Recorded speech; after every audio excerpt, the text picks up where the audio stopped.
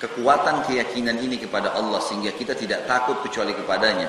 Semua yang dianggap benar Allah benar di mata kita dan kita perjuangkan sampai mati. Semua yang dianggap salah walaupun semua manusia membenci kita. Ini akhirnya takut kita hanya kepada Allah karena semua makhluk.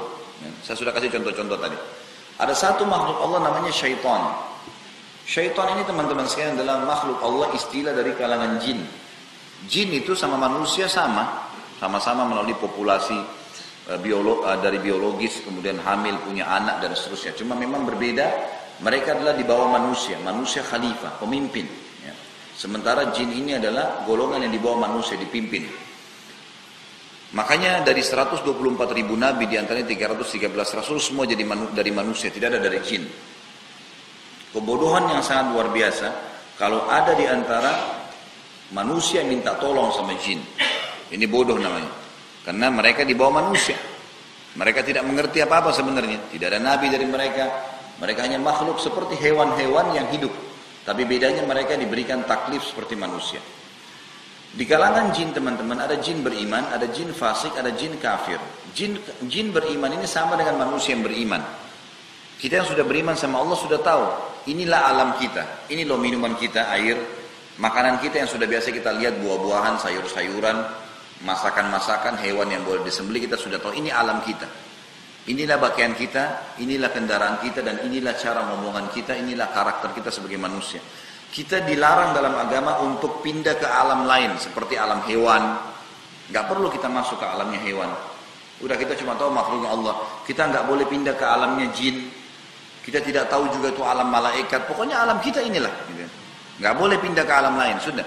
Manusia banyak yang tidak pahami. Mereka pindah ke alam jin. Minta tolong sama jin. Jin mukmin sama manusia mukmin sudah tahu ini gak boleh mereka ketemu. Beda. Dimensi waktunya beda. Makanannya beda. Pakaiannya beda. Fisiknya beda. Beda semua.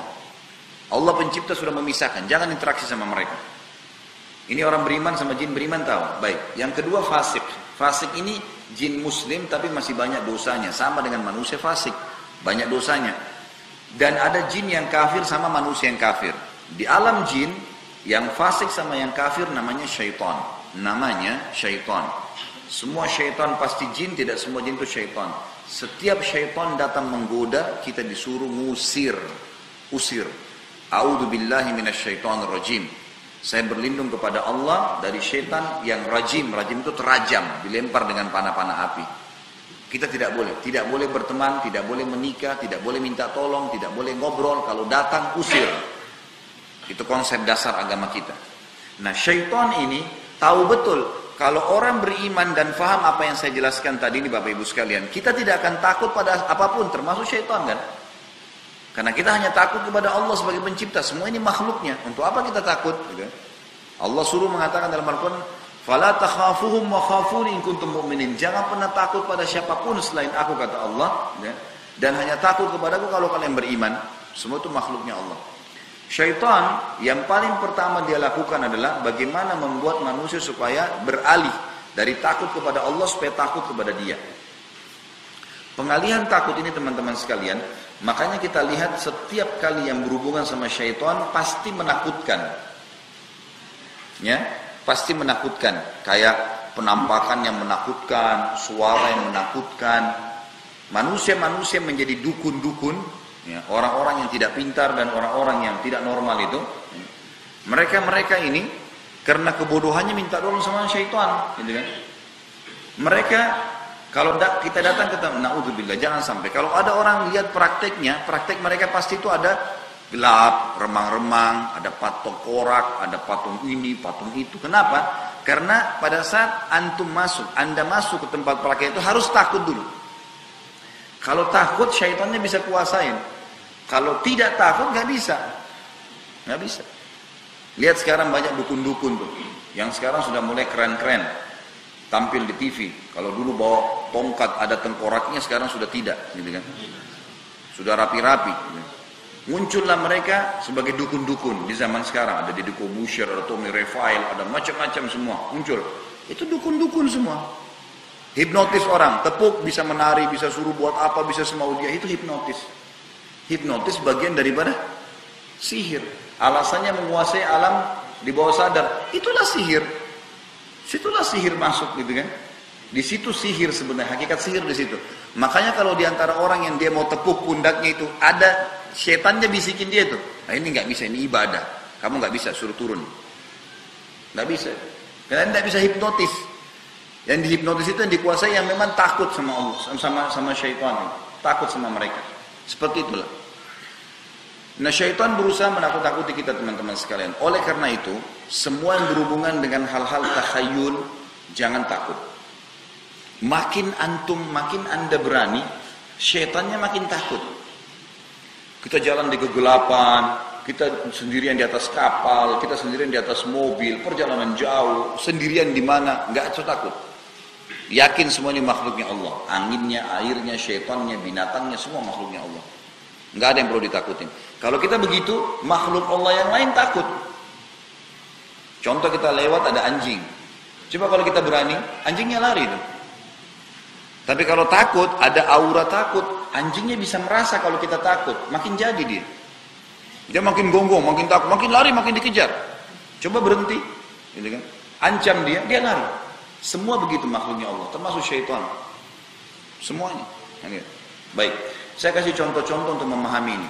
Misal teman-teman sekalian, kalau ada satu rumah ini pernah ada orang bunuh diri. Kira-kira kalau rumah itu ditawarkan kepada Anda, mau beli nggak? Rumah ada orang pernah bunuh diri, mau beli nggak? Kenapa nggak mau? Nah, baik, jawab apa adanya. Kenapa nggak mau beli? Jawabannya takut kan? Nah itu. Baik, itu orang bunuh diri ya. Kita ganti sekarang contoh yang lain. Satu rumah dibunuh oleh perampok. Kalau tadi dia bunuh diri, ini ada perampok masuk ke keluarga dibunuh semua. Mau beli rumahnya nggak? Kenapa nggak mau? Sama takut. Kenapa kita mengatakan takut teman-teman sekalian?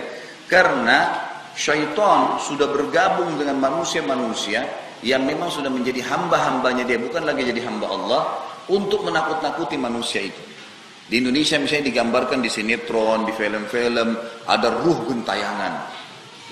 Ada kuburan terbuka, keluar pocong. Jalan bisa ketuk-ketuk rumahnya orang, bisa ngomong, bisa minta makanan. Dari mana ini? Dari mana semua ini? Ini khurafat, dusta.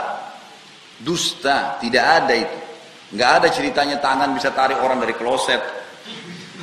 Apalah macam-macam, tangan bisa jalan sendiri, tangan bisa bicara. Dan memang kita di Indonesia, saya tidak tahu kenapa ya, mayoritas muslim tapi suka dengan takhayul begitu tuh. Suka dengan manusia berubah jadi raksasa. Suka ini, suka yang aneh-aneh.